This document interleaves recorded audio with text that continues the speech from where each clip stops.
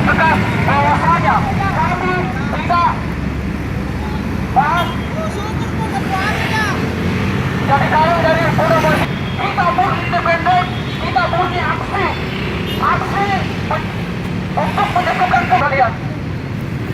Jadi melihat kondisi sekarang teman-teman sekalian, teman-teman kita di Jakarta, banyak teman-teman sekalian.